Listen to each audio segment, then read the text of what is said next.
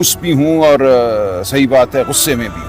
हमने इंसानी सतह पे, इंसानी हमदर्दी की सतह पे कहा था कि एक लीडर है जिसके हवाले से पूरी कौम को तशवीश है।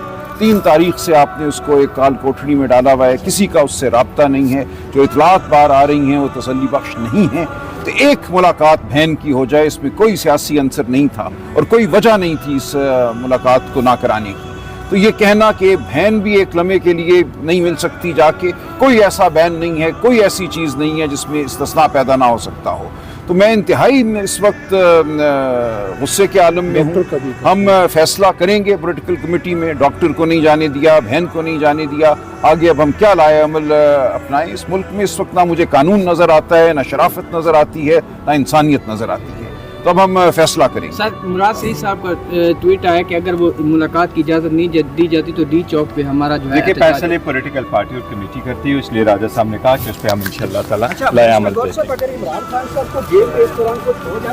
अल्लाह न करे खान साहब को कुछ हो जाए, इंशाल्लाह ताला कुछ नहीं होगा, आप ऐसी बात ना करें। अच्छा बैरिस्टर साहब, इस वक्त जो इत्तलात आ रही हैं, बहुत से आप लोगों के जो लोग हैं रहनुमाए, वो कह रहे हैं कि खान साहब की जिंदगी को खतरात लाक है या उनकी तबीयत ठीक नहीं है। नहीं तो ये अगर नहीं, हाँ, तो अगर उनसे कोई राब्ता नहीं है तो ये खबरें कौन दे रहे हैं आप लोगों को? वो हमें नहीं, वो हमारी तशवीश है और ये खान साहब की तबीयत नहीं ठीक होती तो इसलिए हम ये कहते हैं। अगला लाएमल क्या आप लोगों का?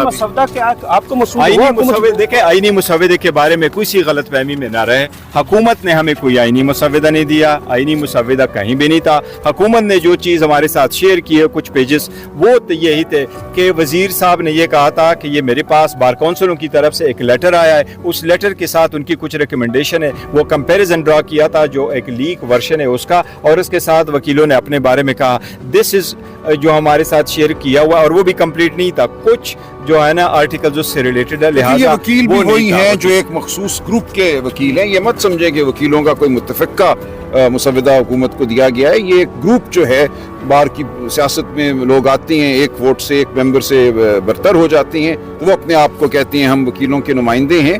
ये उस ग्रुप की तरफ से एक इनको ड्राफ्ट दिया गया है जो कि ज़ाहिर है हुकूमत का अपना ही एक तरह से तजवीज़ करता ड्राफ्ट है। अब उसको वकला पे डाल रही हैं। वकला बिल्कुल इस चीज़ को रद्द करते हैं। कल हमारी बहुत तवील एक नशस्त human rights commission of Pakistan में हुई, तमाम मुल्क के वकला उसमें शामिल हुए। बलोचिस्तान बार का बिल्कुल वाज़ेह मौक़िफ़ है, उस पूरे आइनी पैकेज को फेडरल कॉन्स्टिट्यूशनल कोर्ट के तसव्वुर को रद्द करते हैं। इसी तरह मुनीर मलिक साहब ने कराची से बात की, हिना जलानी साहिबा ने बात की। इस वक्त कोई माहौल नहीं है आइनी तरमीम का। तो ये तमाम तर जो अमल है ये बदयानती पर मबनी है, लेकिन बहरहाल हम इसके साथ जुड़े रहेंगे।